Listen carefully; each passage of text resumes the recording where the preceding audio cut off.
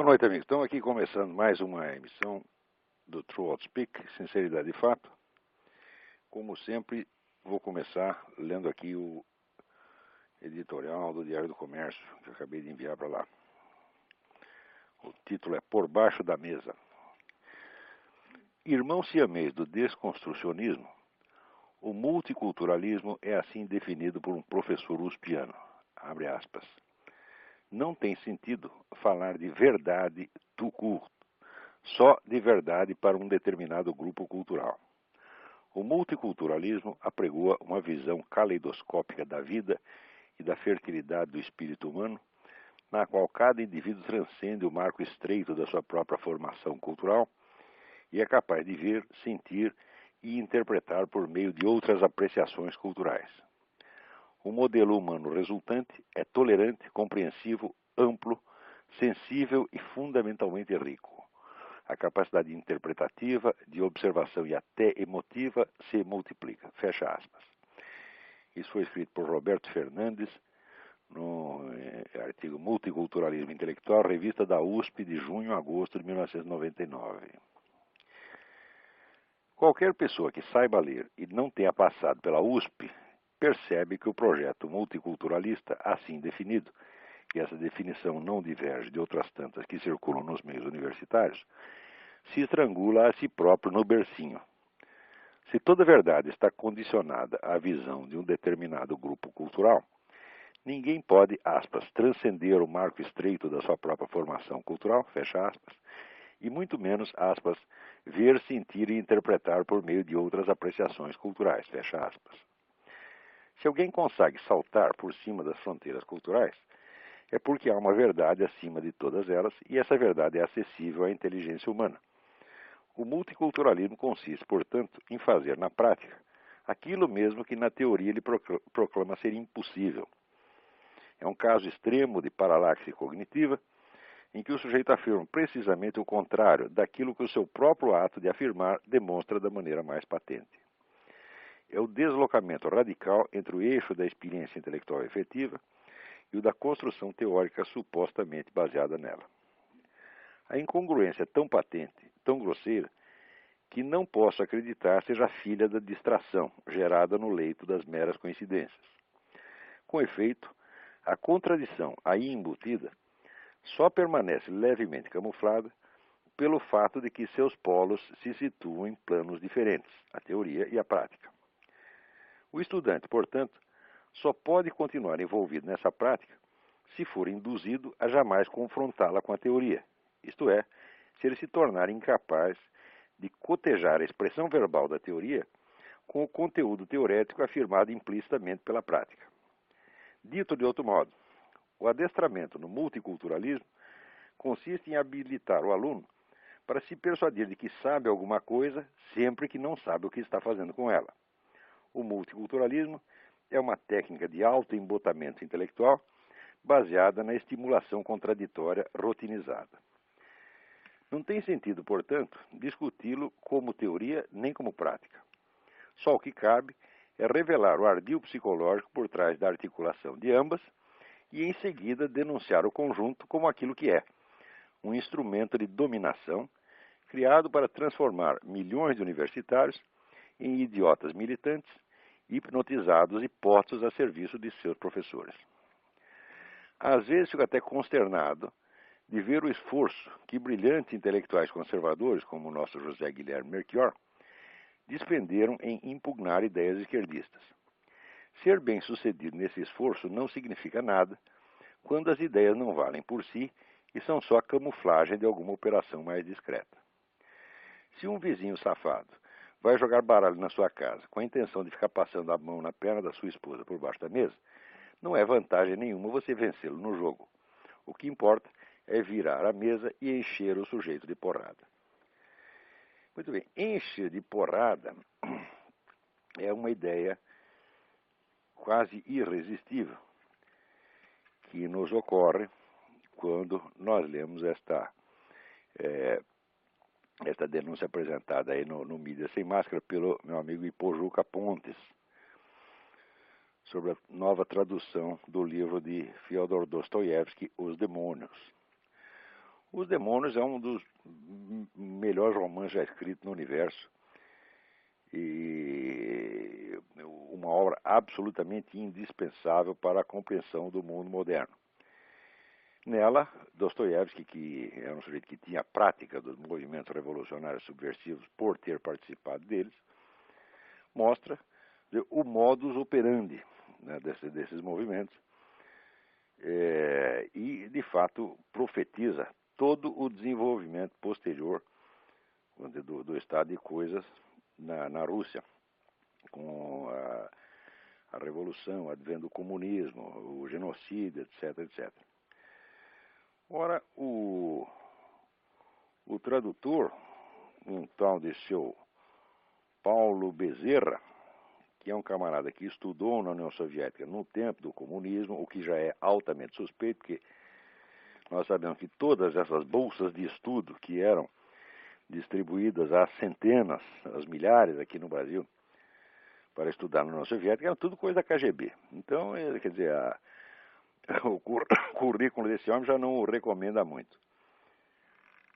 Mas esse o Paulo Bezerra, na apresentação que ele faz do livro, ele procura dar a ideia de que Dostoiévski não está denunciando o comunismo, apenas o stalinismo. Eu digo, olha, peraí, Dostoiévski não era tão profeta assim. Quer dizer, para prever que dentro do fenômeno geral chamado comunismo ia aparecer especificamente uma variante chamada stalinista. Não, ao contrário, vamos dizer, o mal, a brutalidade, a má intenção que ele denuncia são do movimento socialista em geral, do movimento materialista, do movimento revolucionário em geral. Ele está falando contra todo mundo, anarquista, socialista, comunista, todo mundo. E o sujeito tenta aqui, vamos dizer, limpar a barra do movimento comunista e aproveita para falar do mal do George Bush. Quer dizer, o George Bush então seria culpado de todo o mal que está sendo denunciado pelo Dostoiévski. Ora, isto é de uma vigarice absolutamente intolerável. Quer dizer, o que se pode fazer com esse seu Paulo Bezerra? Cuspir-lhe na cara, né? Acho que não adianta nada, porque o sujeito tem cara de pau, nem isso vai se tocar. Né? Mas fique aqui, claro que esse seu Paulo Bezerra é um vigarista intelectual de marca, alguém cujo trabalho certamente não tem valor nenhum e que deve ser solenemente ignorado. Fica aqui registrado o protesto contra essa editora 54, que confia num vagabundo desse. Né? Quando existem tantas traduções anteriores de Dostoiévski, algumas muito boas. Eu ainda acho que aquela edição da antiga José Olímpio, que tinha uma edição em 10 volumes, ainda é o melhor. E a própria edição Aguilar, embora as introduções não sejam muito adequadas, é também uma edição boa. Então evitem a edição da editora 54. Não comprem essa porcaria. Leiam, prefiram ler até Dostoiévski, alguma outra tradução, leiam até em malaio, se for o caso, mas não comprem a edição da editora 34, que tem o serviço desse seu Paulo Bezerra, ou Paulo Vaca, que é uma porcaria. Seu Paulo Bezerra, procura outro emprego. O senhor na esfera intelectual é um verdadeiro bosta. Esqueça. Vai trabalhar de frentista de posto de gasolina, tá certo? Vai ser banqueiro de bicho, vai fazer alguma coisa decente. O que você está fazendo é uma pouca vergonha. Muito bem. Agora, uma outra coisa maravilhosa que teve aqui nesta semana é, vamos dizer, a matéria da revista Piauí. Vocês podem encontrar no site www.revistapiauí.com.br/2006/10 em letras DEZ/perfil.htm. Ou então vai só na página revistapiauí.com.br e lá dentro vocês procuram. Tem uma matéria escrita pelo Luiz Macluf Carvalho chamada O Ortodoxo. Vocês sabem quem é o Ortodoxo? É o nosso velho e inesquecível Marquês de Sade. Ele diz umas coisas aqui, mas tão fabulosas que eu custo a crer. Ele, quando a gente pensa que ele chegou vamos dizer, no ápice da vigarice, ele se transcende. Né? Ele dá uma volta por cima e consegue inventar um negócio que acho que ele mesmo não acreditaria uns meses antes. Ele, por exemplo, ele dá aqui a definição da burguesia. Prestem atenção. A burguesia é uma classe privada que tira suas vantagens através do Estado, né? Digo, bom, no Brasil, de fato, acontece isso. A burguesia brasileira, né, ela vive de sugar o Estado. Por isto mesmo, é a burguesia, como dizer, a burguesia progressista, como se chamava o antigo Partido Comunista. Ela sempre está namorando com a esquerda e ajudando esse pessoal da esquerda e paparicando, né, intelectualerdas como o próprio Emir Sader. Agora, esse negócio de ser uma classe privada que tira vantagem através do Estado, o próprio doutor Emir Sader, ele ilustra isso com a sua pessoa de uma maneira extraordinária através dessa enciclopédia contemporânea da América Latina e do Caribe, que ele dirigiu e publicou, que é um volume de 1.348 páginas, com capa dura, papel couché, e custa R$ 190. O livro, como sempre, tem um montão de patrocinadores. Aqui, Petrobras, Eletrobras, BNDES. Estão vendo? A burguesia tirando vantagem através do Estado. E também tem três apoiadores também estatais: Caixa Econômica Federal, Banco do Brasil e Ministério da Cultura. Ora, o Dr. Sader, para fazer essa porcaria, ele ficou recebendo R$ 4.000 por mês durante 2 anos, tá certo? Para fazer o quê? Para convidar os outros e os outros escreverem alguma coisa, escreverem os verbetes, ganhando, sabe quanto cada verbete? Pagar $1.700 por verbete. São 120 colaboradores escrevendo bobagem, cada um ganhando $1.700 para cada verbete. Estão vendo aí? É a burguesia tirando vantagem através do Estado. E o lançamento ocorreu no Hotel Glória, um negócio muito chique, né?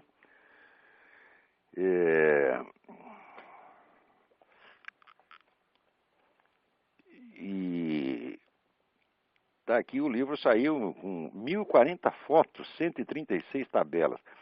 Essa enciclopédia é irmã gêmea daquele famoso Dicionário Crítico do Pensamento da Direita, que também foi obra desse mesmo grupinho, também paga a peso de ouro por essas mesmas entidades estatais, Petrobras, Banco do Brasil, etc, etc, que está aí para alimentar com dinheiro público essa corja de vagabundo, que não entendem absolutamente nada desse assunto. No caso do dicionário, isso ficou demonstrado com evidência. Eu considero esse dicionário um crime. Eu acho que todos os autores e colaboradores dessa porcaria tinham que estar na cadeia, tá certo?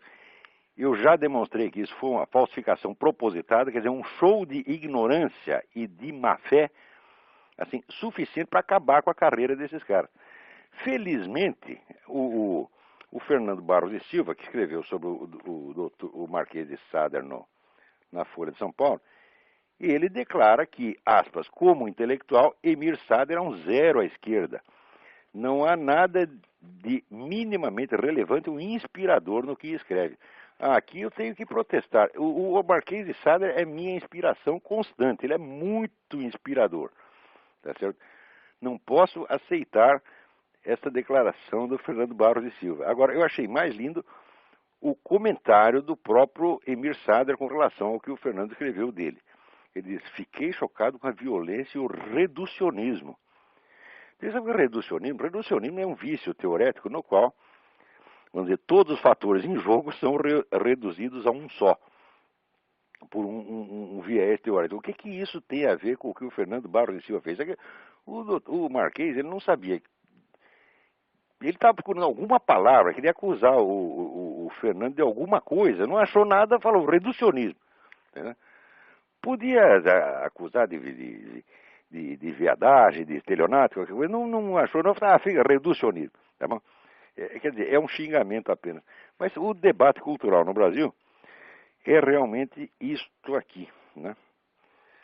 Para vocês terem ideia de outro sujeito, é mais ou menos do mesmo estilo, está aqui o Fernando Moraes, dando uma entrevista ao Paulo Henrique Amorim, que está lá no site do Paulo Henrique Amorim, né? E dizendo que as pessoas não gostam do Lula porque o Lula não tem um dedo, não gostam do Chaves porque o Chaves é cafuso, Quer dizer, esse tipo de declaração absolutamente irresponsável, né, molecagem. Note bem, e com esse negócio da burguesia que tira vantagem através do Estado, o próprio Fernando Moraes é um exemplo. O Fernando Moraes, que vive aí para escrever livro fazendo apologia de comunista, inclusive o amigo dele, o Fidel Castro, né? O homem é um filho de banqueiro, tá certo? Que ainda vive, né, no meio editorial, tem todas as vantagens. Quer dizer, qualquer livreco que ele pretenda escrever, o livreco já recebe adiantamentos milionários, né? Depois tem um aparato monstruoso para fazer o lançamento, né? E de vez em quando, eu não sei, mas eu acho que ele ainda tem algum patrocínio também. É uma coisa, e quando escreve um livro como essa Olga, que depois ficou demonstrado que a história que ele apresentou na Olga era totalmente furada, que a Olga, na verdade, a Olga Benário era, de fato, não era uma militante idealista, né? Apenas era uma agente do Serviço Secreto Militar Soviético, né? O homem, quando vê que a história dele foi desmentida, ele não se desmente, não. Ele continua lá impávido, colosso, fumando seus charutos cubanos. É um sujeito que está sempre feliz, é um sujeito muito simpático. No tempo que eu trabalhava com ele, eu considerava até meu amigo, não considerava mau sujeito, não. Mas acontece que esta vigarice esquerdista é sempre obra de sujeito simpático. Não é todo mundo, né, na esquerda que tem essa cara de cu que tem o Emir Sader, né? Tem pessoas simpáticas ali também. E o Fernando Moraes é um sujeito de uma simpatia aliciante, né? Mas isso não lhe dá o direito de escrever tanta mentira, tá certo? E de ainda ficar rindo em cima, né, da mentira que escreveu. Enquanto isso, né, estão lá, chegam aí as notícias de que mais 3.000 militares venezuelanos estão se instalando na Bolívia, além de outros tantos cubanos, né? E o Chávez está passando lá para os bolivianos todos os fuzis velhos, que ele não precisa mais, porque ele comprou esse monte de fuzil Kalashnikov, então sobrou, né, o fuzil velho para os índios, né? Para os índios ir na frente e morrer primeiro, evidentemente. Os bolivianos, todo trouxa, eles vão dar a cara a tapa para promover a ascensão do chavismo no continente, né? Ali no YouTube você pode encontrar alguns vídeos muito interessantes sobre o Hugo Chávez. Vão lá no YouTube, põe o Hugo Chávez, vocês vão achar coisas interessantes. Agora, por incrível que pareça, ainda tem gente aqui na América Latina, aqui nos Estados Unidos, que vê a América Latina com aqueles olhos róseos, de que o problema é só o Hugo Chávez, de que o Lula é bonzinho, etc, etc. O embaixador Jaime Daremblum, que é um sujeito que eu gosto muito, é um homem muito honesto, muito correto, que preside aqui o Hudson Institute, ele é um dos últimos, né, apóstolos da bondade luliana aqui nos Estados Unidos, porque aqui já não tem mais ninguém que acredite nessa balela. Mas o velho embaixador ainda está insistindo nisso. Eu espero que ele mude de ideia. Agora, eu não sei se vocês se lembram, quando houve aquele problema com o Mel Gibson, o filme A Paixão de Cristo, teve um monte de associações judaicas que saíram descendo o cacete nele, dizendo que o filme era antissemita, etc, etc. E na época, eu vi o filme, examinei e falei, olha, o filme não tem nada de antissemita, até tem filmes anteriores, tem o filme Barrabás, que é feito por um diretor judeu, né? O filme Barrabás apresentava os judeus de uma maneira muito mais negativa do que o Mel Gibson, e ninguém falou nada, né? Além disso, não me pareceu que a imagem dos judeus no filme fosse realmente negativa. O próprio Caifás era mostrado como um sujeito fanático, mas um homem honesto, que queria prova das coisas, quer dizer, que agiu de acordo com a sua consciência, não como um sujeito maligno, malicioso, né? Bom, acontece que quem organizava essa campanha anti-Mel Gibson era a Anti-Defamation League, a famosa ADL, chefiada pelo Abraham Fox.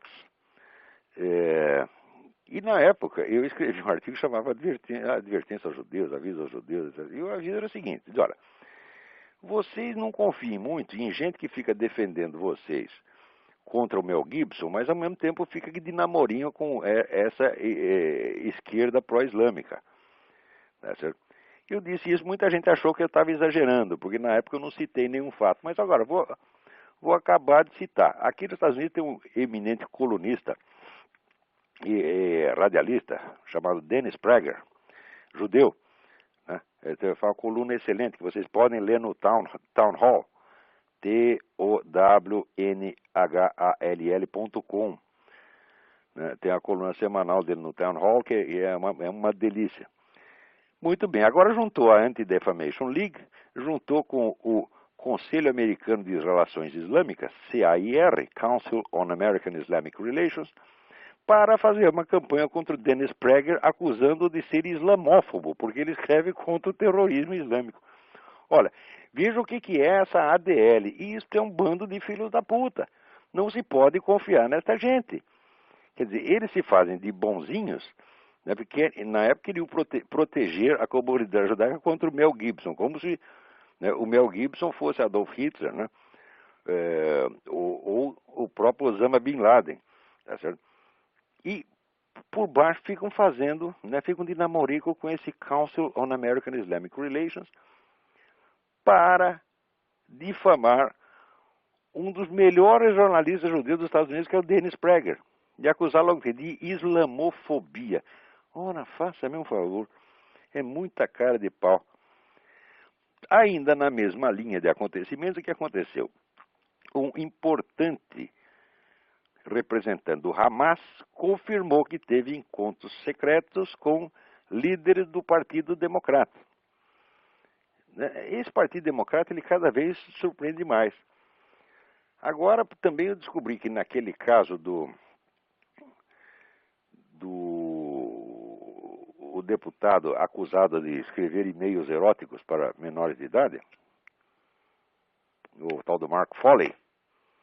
Bom, o Foley está aí que nem aquele negócio dos mamonas assassinos, suruba. Me passaram a mão na bunda e não comi ninguém. Porque ele não comeu ninguém, ele só escreveu uns e-mails para os moleques. Os e-mails são indecentes, evidentemente, mas que eu saiba, até hoje ninguém conseguiu comer ninguém por e-mail, né? Quer dizer, o negócio ficou na intenção eletrônica. Acontece que esse assunto já estava sendo acompanhado mais ou menos pela tal da Comissão de Ética do Congresso, a comissão bipartidária, e alguém vazou a informação para os outros caras do Partido Democrata para eles poderem fazer barulho e tirar vantagem eleitoral disso aí antes que a coisa acabasse de ser investigada pela Comissão de Ética. Daí fizeram aquele bafafá tremendo em torno do Mark Foley, o sujeito perdeu o mandato, se desgraçou todo, tá certo? Sem que, vamos dizer, houvesse nenhuma prova, exceto de intenção. Porque, olha, todo mundo tem o direito de ter os desejos que quiser, e de fantasiar o quanto quiser, tá, né? O que não pode é fazer. Quer dizer, ele pode desejar, os moleques podem até dizer que deseja, mas se comeu, aí é um problema, né? Mas ele não precisou nem comer, não pensou em comer, pronto, já, né? Porque você sabe que ser viado é bonito se você for de esquerda. Se for viado direitista, tá ferrado, como estão ferrados todos os viados em Cuba, né? Quer dizer, o tratamento dado aos homossexuais em Cuba é uma beleza. Quer dizer, os caras pegam AIDS, eles isolam. O sujeito é posto dentro do hospital, nunca mais sai de lá, nunca mais vê ninguém. Enquanto isso, o bebê anencéfalo aí no Brasil já está com 27 dias de vida. Era para ser morto. Provavelmente vai crescer, a menina tem reações de um bebê normal. Você consegue segurar o dedo da mãe, né? Mama direitinho, não está faltando nada para ser um bebê normal. Quem está anormais são esses médicos que querem matar todos os bebês à mera suspeita de que eles não vão poder viver. Que já é um homicídio preventivo, ela não pode.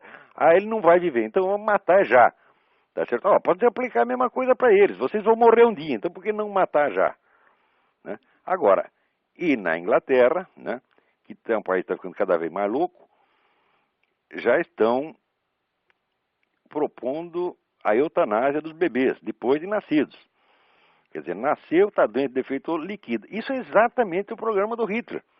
O Hitler fez isto, aplicou isso na Alemanha. E por que nós temos o horror do Hitler agora? Quando os ingleses fazem, nós achamos lindo.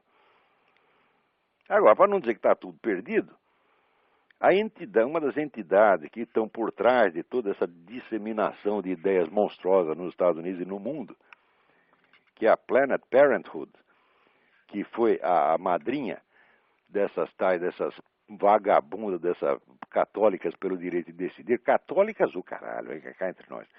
Quer dizer, são pseudo-católicas, mentirosas, vigaristas, entendeu? Eu escrevi contra ela, cara, católica é uma ova, está mentindo, pô. Isso aí é um estelionato, né? Estelionato publicitário, eles fazer de católica, né? A pessoa, eles são satanistas, têm culto satanista, e publica até isso na própria revista, e depois aluga uma sala no edifício da Arquidiocese, e do edifício da CNBB, e por isso diz que é católica. Eu digo, se isso não é estelionato, porra, se isso não é estelionato, eu sou o doutor Emir Sader, porra. Né? Agora, essas vagabundas estão tudo aí à solta, se enchendo de dinheiro, inclusive do governo, tá certo? Para ensinar coisas lindas como aborto, eutanásia, etc, etc, e dizer, tudo isso é muito cristão. Agora, a entidade madrinha dessas vagabundas, que é a Planned Parenthood, está realmente afundando, porque ela tinha um monte de clínicas de aborto aqui, e vamos dizer, isso aí, essas clínicas baixaram de 938 para 817. Quer dizer que essa entidade está sendo abalada aqui. É claro que o motivo disso é essas campanhas feitas agora pelos cristãos para alertar as pessoas quanto às atividades desse tipo de entidades. Isso aí está funcionando. Também, para não dizer que está tudo perdido, na Áustria, que Áustria? Na Austrália, um pastor protestante foi para a justiça e ganhou o direito. Veja você, tem que ir para a justiça para testar esse direito. Ganhou o direito de comparar o cristianismo com o Islã vantajosamente para o cristianismo. Antes não podia, só podia ser ou igual, ou então a favor do Islã. Se é a favor do cristianismo é crime. Daí ele conseguiu entrar na Suprema Corte e ganhou o direito de dizer que a religião dele é melhor que a religião dos outros. Ora, em princípio, você ter uma religião é você achar que essa religião é melhor que a do outro, senão você estaria na do outro, porra. Né? Quer dizer, por que você está numa determinada religião se ela é igualzinha à do vizinho? Se ela não vale nem um pouco mais que a do vizinho, o que você está fazendo lá? Né? Quer dizer, ter uma religião é achar que ela é superior, evidentemente. Agora, se acontece você ser cristão, então não pode dizer isso. Ora, agora, aqui nos Estados Unidos está começando uma campanha muito interessante feita pela minha amiga Mila Ketty. A Mila morou muitos anos no Brasil, fala português direitinho e tal, mas é americana. Então, e ela uma vez descobriu na biblioteca infantil, lá que os filhos dela costumavam frequentar, descobriu um número anormal de obras pornográficas, né, que ensinavam coisas maravilhosas, né, para as crianças, a prática do sexo oral com elefantes, etc, etc. Então, daí ela protestou e ninguém fez nada. Disse, não, isso aí é a liberdade de informação, as crianças têm que ter acesso à informação. Bom, primeiro, quer dizer, a liberdade de informação certamente não pode ser a mesma para o cidadão no pleno uso dos seus direitos e o menor de idade. Mas eles se recusaram a enxergar essa diferença. Estava fazendo de conta que não estava entendendo. Daí ela descobriu que a mesma coisa acontecia numa outra biblioteca, e na outra, e na outra, e na outra, e na outra. E hoje podemos praticamente assegurar que existe uma política intencional de alimentar as bibliotecas infantis com material pornográfico para pôr merda na cabeça das criancinhas. E a Mila foi a pessoa que descobriu sozinha esse negócio e começou então a fazer uma campanha, deu até uma entrevista no rádio outro dia, e ela está fazendo um site, ela publica um newsletter, que vocês também podem pegar na internet, no seguinte endereço, www.plan2succeed, plan, P-L-A-N, é o número 2, succeed, S-U-C-C-E-E-D.org, /grassroots, Grassroots.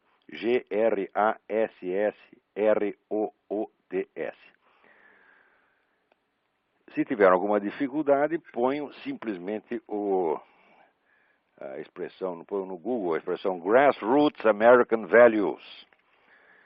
E vocês vão achar este site. É um trabalho muito, muito bonito, muito meritório que a Mila está fazendo. Parabéns, Mila. Vai em frente.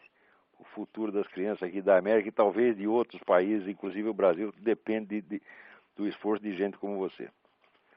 Muito bem, vamos ler aqui uns e-mails.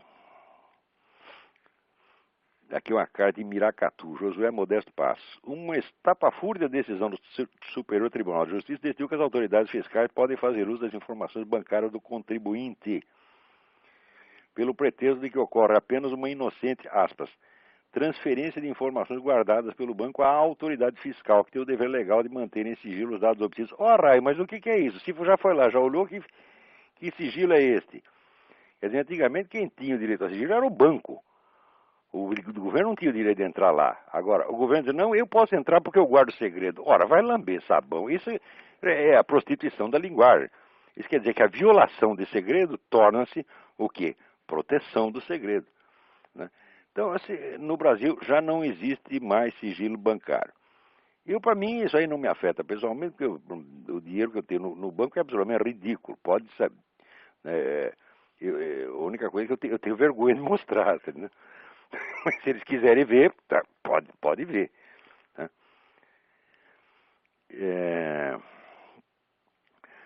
Outra aqui, Alfredo Andreasa. Ele quer mais alguma dica de livro a respeito da educação liberal.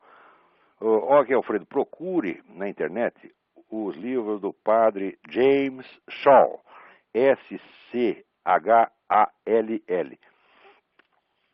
Eu acho que a pessoa mais lúcida, um dos autores mais criativos nessa área de educação liberal, não deixe de ler os livros dele, e daí você vai pegar algumas muito boas indicações de leitura. Tem um livro dele que chama-se Another Sort of Learning, quer dizer, um outro tipo de estudo, de escolaridade, de aprendizado. Não perca esse livro, e os outros do padre James Schall também. Vamos lá.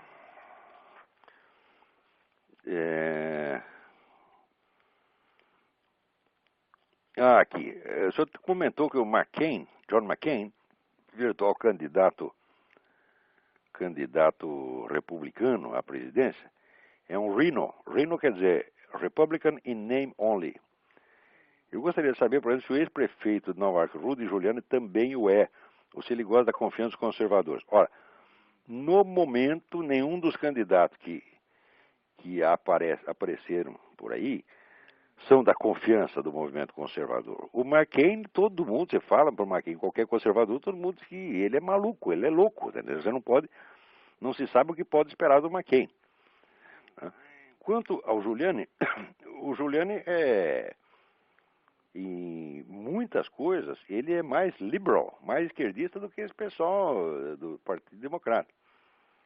O que é possível é que apareça aí uma candidatura do Newt Gingrich, que foi presidente da Câmara, né, e Speaker of the House. Speaker of the House é o sujeito que fala pela Câmara toda, né? É um cargo de enorme importância psicológica aqui, porque é o sujeito que personifica a Câmara dos Deputados. O Gingrich foi um grande líder, não, e era um dos caras mais odiados pela esquerda, justamente por isso, por ser um sujeito de um talento extraordinário. Acabou de escrever um livro, né, mostrando as marcas profundas do cristianismo na origem do Estado americano. E está surgindo um zum agora de que talvez ele seja um candidato. Né? Tem outros candidatos possíveis, são o Bloomberg, né? Mas o Bloomberg é meio picaretão. E o governador Romney, que é um bom sujeito, mas tem esse negócio de ser mormon, né? Todo mundo acha que mormon é maluco, né? Porque o sujeito ter uma esposa já é loucura, ter 4, 5, 6, 15, ele é doido. Então ninguém quer saber do Romney, todo mundo gosta dele. Mas votar, não. Muito bem, vamos ver outra carta aqui. Essa aqui é muito interessante. Do mesmo Josué. Eu deveria ter sido aluno do Dalmo Dallar em 1994, quando ele estava no primeiro ano da Faculdade de Direito da Universidade de São Paulo. Mas se a memória não me trai, ele compareceu 3 ou 4 vezes durante os 2 semestres de Teoria Geral do Estado e deixou a cadeira nas mãos de um auxiliar que só sabia falar da mudança do paradigma epistemológico da teoria do Estado. Numa das poucas vezes que compareceu, o Dallar falou a nós, calouros, que não tínhamos nenhum conhecimento do processo penal, que Orestes Quercia tinha sido absorvido de várias acusações criminais porque o Ministério Público, em vários casos, tinha descrito certos fatos na denúncia, mas havia dado capitulação errada ao que descreve. Quer dizer, errou no botar os números dos capítulos. Trocou, quer dizer, denuncia um crime e pede condenação por outra. Né? Foi somente no 4º ano do curso de Direito que pude descobrir que a capitulação dada pelo Ministério Público na denúncia é irrelevante. Importa apenas que os fatos sejam corretamente narrados. Mas é evidente, porque o juiz não é obrigado, né, a condenar o réu por aquele preciso crime que está denunciado. Eu mesmo fui testemunha no processo, onde o sujeito tinha batido na mulher, o cara bateu tanto que 6 meses depois, quando teve a primeira audiência, a mulher ainda está de cara amassada. E ela fez uma queixa de agressão, e o juiz trocou para tentativa de homicídio, o que, aliás, era óbvio. Quer dizer, a denúncia não tem nada necessariamente a ver com quer dizer, a sentença não está vinculada à definição do crime dado na denúncia. Quer dizer, nem isso o Dallar sabe. Eu acho que esse Dallar não sabe coisíssima nenhuma. Esse é um picaretão. Vamos lá.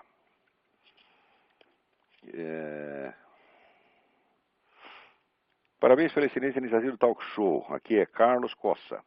Parece-me que as ideias de Lino LaRouche influenciam grande parcela das Forças Armadas brasileiras e alguns importantes setores da América Latina. Depreendi que você não se opõe inteiramente a algumas interpretações assumidas por ele, mas que se opõe a muitas suas ideias. Você poderia esclarecer sua posição em relação às ideias defendidas por esse autor? Bom, muito bem, eu não tenho um posicionamento geral contra o Lino LaRouche, mas só quanto aos pontos que eu conheço. Por exemplo, no livro The Science of Christian Economy, eu acho que ele inverte toda a história ocidental, ao dizer que na Renascença houve umas vitórias dos malvados aristotélicos contra os coitados dos platônicos. Eu digo, isso aí é só você ler um pouco, você vê que a ideia platônica, né, das formas matemáticas estava ali no fundo da cabeça de todo mundo. Galileu, Newton, etc, etc. E que os preceitos da metodologia aristotélica em ciências naturais eles foram abandonados praticamente até o século XX. O Lino LaRouche, ele é um sujeito que ele está contra esse esquema globalista porque ele tem o seu próprio esquema globalista, né? E embora as revistas dele deem muitas informações importantíssimas, o quadro geral da interpretação é errado. Por quê? Porque ele é um sujeito doutrinário, ele não é alguém que está tentando interpretar a realidade. Ele já tem uma doutrina pronta. Essa doutrina é de que os estados nacionais são a coisa mais maravilhosa que existiu no mundo. E, olha, Estado nacional é uma coisa que surgiu recentemente na história. Os estados europeus surgiram aí a partir mais ou menos da época da Renascença. Quer dizer, eles também não são a solução definitiva para a humanidade. Não são valores eternos, né? E ele é a favor do Estado Nacional porque ele é um discípulo do economista alemão Liszt, que é a favor, vamos dizer, do Estado fechado, protecionismo, etc, etc. Isso é tudo uma série de ideias um pouco rígidas e fora lugar, né?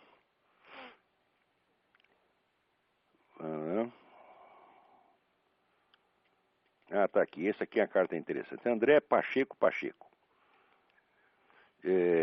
Fiquei indignado com os artigos que li do Sr. Júlio Severo, mostrando ser uma pessoa que gostaria que o Estado coibisse qualquer tipo de manifestação que seja contrária às Sagradas Escrituras. Então ele quer saber qual é a minha opinião. Se eu sou a favor dessa teoria do Júlio Severo, vai ser radicalmente contra. Mas se o Estado vai proibir tudo aquilo que a Bíblia condena, tá certo? Não vai haver espaço para mais nada. Quer dizer, você não tem. Quer dizer, se você, ao cometer um pecado, você já tem a punição espiritual, possibilidade de você ir para o inferno, e você, em vida, você já vai para a cadeia, diz, mas que é isso, porra? Daí é um duplo inferno. Quer dizer, isso aí eu não posso concordar. O Júlio Severo, meu amigo, gosto muito dele, mas não posso concordar com ele de maneira alguma. Quer dizer, é a ideia de um Estado totalitário opressor. Mas veja como são as coisas paradoxais. Quem está sofrendo perseguição do Estado totalitário opressor é o Júlio Severo. Quer dizer, o Estado brasileiro está fazendo uma desgraça na vida dele, perseguindo, né, violando a intimidade, dando palpite, queria até tomar o filho dele porque ele quis fazer homeschooling para o filho.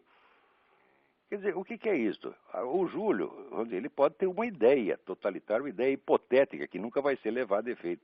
Mas ele está sofrendo aí uma opressão totalitária, de fato, na realidade. Né?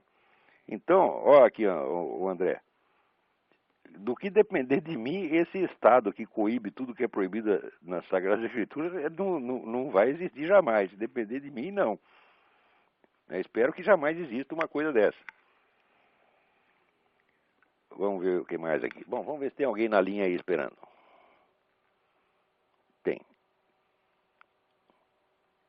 É Fábio. Alô? Alô? Alô? É o Fábio? Isso. Tudo bem? Tudo Alguma bom? dúvida aí? Isso. Alguma pergunta? Então, Olavo, eu estava... você escreveu um artigo que você falava sobre o Mirapena e também sobre o Mário Ferreira dos Santos, não é? Isto.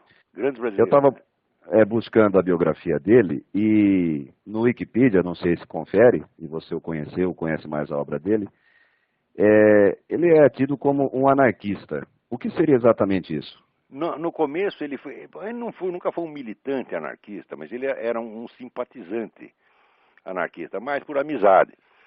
Né? Inclusive eu estive no Centro Anarquista em São Paulo e todos aqueles velhinhos anarquistas, você falava do Mário, eles choravam, né? Tem muita saudade dele, porque ele defendeu muito as teorias do Proudhon, teorias econômicas do Proudhon, contra os Sim. marxistas. O famoso debate entre ele e o Caio Prado Júnior, que o Caio Prado ia apresentar a concepção de Marx e eles do Proudhon. Então o Caio Prado falou primeiro.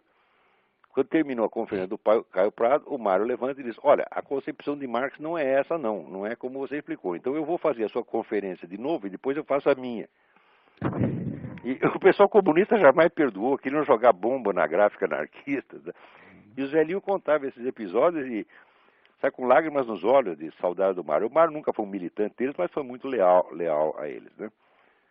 O Mário não podia ser um anarquista total pelo fato de que ele era católico, ele era um discípulo de Santo Tomás de Aquino. Né? E também não era, vamos dizer, um tomista no sentido escolar da coisa, um tomista de estrita observância, mas absorveu muitas obras de Santo Tomás de Aquino. E no fundo das contas, ele era um escolástico, né? Não um tomista no sentido moderno, mas era eu acho o Mário um dos grandes escolásticos da história. Então ele foi e não foi anarquista, foi um simpatizante, foi um amigo do movimento anarquista. Isso responde a sua pergunta? Não, é porque ele disse que no final da vida ele conseguiu inventar, não sei se foi, um tal de anarquismo cristão.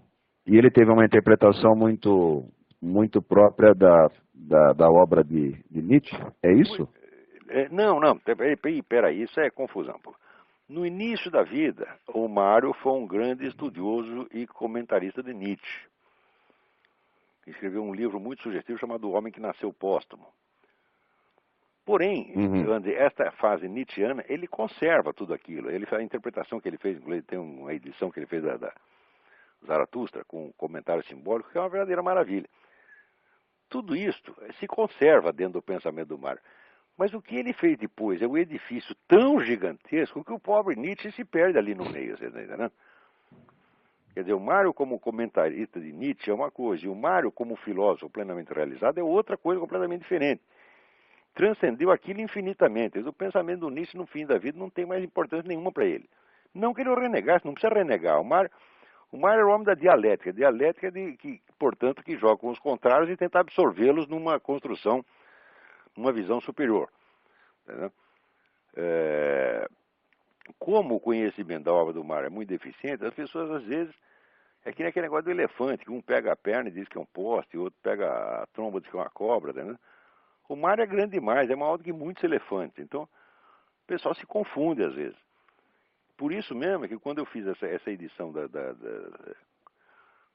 anotada da Sabedoria das Leis Eternas, eu fiz questão de colocar na introdução a estrutura geral que o Mário havia planejado para a sua própria obra. Ele não expõe essa estrutura em parte alguma, né, mas a gente percebe pelas dicas que ele enuncia aqui e ali do plano que ele está seguindo, eu consegui montar a estrutura inteira do que ele chamava de enciclopédia das ciências filosóficas. É só tendo essa estrutura total em vista que você entende o pensamento do Mário.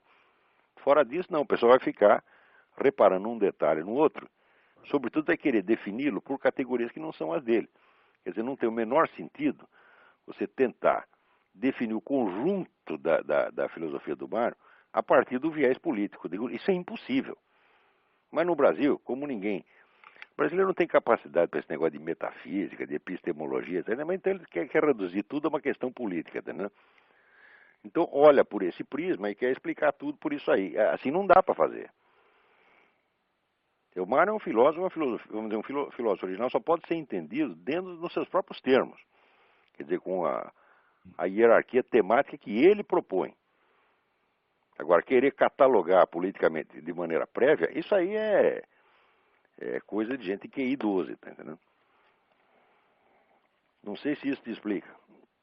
Isso explica, porque tem muita coisa interessante dele. Existirem elementos anarquistas coexistindo com elementos cristãos não quer dizer que ele fez um anarquismo cristão, você tá entendendo? Quer dizer, a filosofia do Mário é uma coisa gigantesca, como a obra de Aristóteles. Você tem todas as dimensões ali. Ali dentro cabe tudo. Tá certo? Mesmo porque a pretensão do Mário era fazer o que ele chamava de mateses. Mateses é o conjunto, vamos dizer, das teses afirmadas pela totalidade da filosofia ao longo de todo o seu desenvolvimento. Ele achava que era possível expressar isso, expressar num discurso unificado. Isso aí, de maneira que a filosofia do Mário Ferreira não fosse propriamente a filosofia do Mário Ferreira, mas uma espécie de unidade transcendente das filosofias. Num projeto desta abrangência, você querer classificar como anarquismo cristão, então, é besteira. É besteira. Não se define a filosofia de um grande filósofo pela filosofia de um outro, e muito menos pela filosofia de alguém pequenininho, tá entendendo? Isso não se faz. Isso vamos dizer, é simples erro de interpretação. Por certo. Preguiça de apreender o conjunto. Tem um outro... Oi? Tem um outro aspecto da obra dele que ele peraí, fala sobre... tem mais gente na fila. Então vamos lá, eu vou desconectar aqui. Então pode ficar a sua pergunta para a próxima? Tranquilo. Fica na mão aí, fica na linha aí que se eu acabar a outra pergunta e tiver tempo, nós voltamos aí. Beleza. Alô? Alô? Quem está na linha? Alô? Tá horrível essa ligação, tá muito barulho. Diga. Eu não sei, eu estou aqui pesado, deve estar no problema. Bom, eu gostaria de parabenizar pela iniciativa. Uma palavra que você diz, muito barulho. Tenta a conexão de novo, tá muito ruim. Vou voltar lá com o Fábio. Alô, Fábio? Alô? Muito bem, a ligação estava muito ruim, eu não sei por que isso acontece.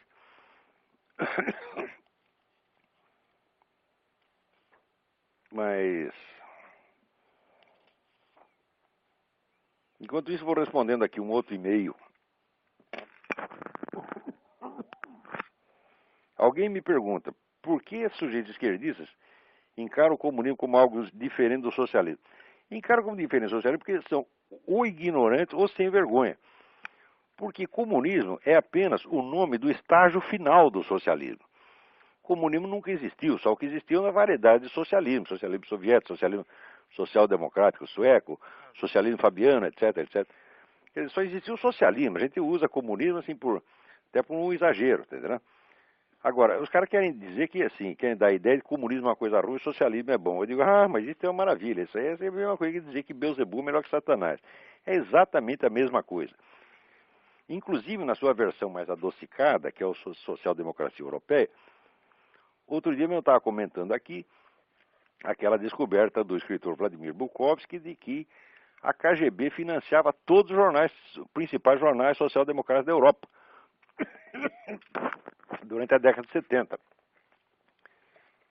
Então, agora, o sujeito quer se prevalecer de uma diferença de palavra para dizer que uma coisa é malvada e a outra é boazinha, isso aí é fraude. Comunismo não existe, só o que existe é socialismo. Outro dia, inclusive, o José Justo de Tavares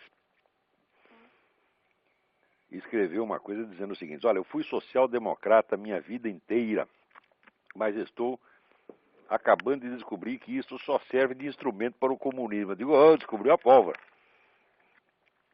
Muito bem. E eu acho que hoje não dá mais tempo de fazer nada. O negócio aqui tem um monte de e-mails, mas já esgotou. Vamos ver se tem mais alguém na linha aí. Vamos ver.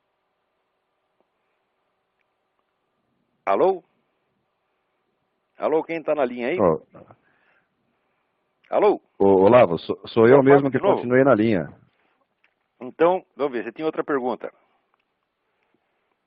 Então, eu queria que, se possível, você explicasse melhor o que é, na visão do Mário Ferreira dos Santos, a invasão vertical. E se isso tem a ver com a rebelião das massas do Ortega Gasset. É exatamente o mesmo processo. Só que ele usou vamos dizer, uma expressão que tinha sido criada pelo Walter Rathenau. Walter Rathenau era ministro da Economia da Alemanha que foi assassinado por um anarquista. Quer dizer, ele sentiu invasão vertical dos bárbaros exatamente como é que ele sentou em cima dela, por assim dizer, né? Mas o processo é mais ou menos o mesmo, quer dizer, é um processo de barbarização. Existem vários livros importantes sobre isso já no começo do século. Você tem o do Ortega Gasset, A Rebelião das Massas, é sobre isso. Você tem o livro do Julian Benda, da Trahison de Klerk. Você tem o livro do Jan Huizinga, o grande historiador holandês, o livro que se chama Nas Sombras do Amanhã, existe uma tradução portuguesa. Você tem o próprio livro do René Guénon, A Crise do Mundo Moderno, também sobre um processo, o mesmo processo, só que visto de outra maneira. Mas esta ideia, vamos dizer, de uma barbarização do Ocidente, que hoje está diante da nossa cara, a hora que você vê que um tipo como Emir Sader é aceito como intelectual, falam, aí acabou. Na hora que você vê o sujeito escrevendo que Dostoiévski é anti-Bush, acabou, quer dizer, nós estamos em plena barbárie, evidentemente. Né? Quer dizer, o sujeito vai usar até, vamos dizer, as maiores criações culturais da humanidade, vai distorcer completamente para fazer daquilo um instrumento de uma propaganda política vulgar. Quer dizer, quando chega aí, você vê que a ideia de cultura superior, por exemplo, no Brasil não tem mais cultura superior. O Brasil chegou a ter um rudimento de cultura superior que foi absolutamente esmagado a partir da década de 80, tá certo? E substituído por essa propaganda comunista grosseira. Então, eram coisas que esse pessoal todo dizia que ia acontecer, que na época parecia exagerado. Você vê que a rebelião das massas, quando você lê hoje, parece até adocicada perto do que a gente vê que está acontecendo. Então, mas esse mesmo processo de imbecilização brutal que houve, vamos dizer, em escala menor, houve na Alemanha na década de 30, a Alemanha é uma espécie de laboratório, quer dizer, em escala pequena. O que aconteceu na Alemanha é que hoje você acompanha, por exemplo, no livro do Karl Kraus, é o que você vê em escala mundial hoje. E praticamente não tem ninguém resistindo contra ele. Na Europa ninguém resiste. Aqui nos Estados Unidos tem muita resistência, claro, porque a América pertence a outro ciclo.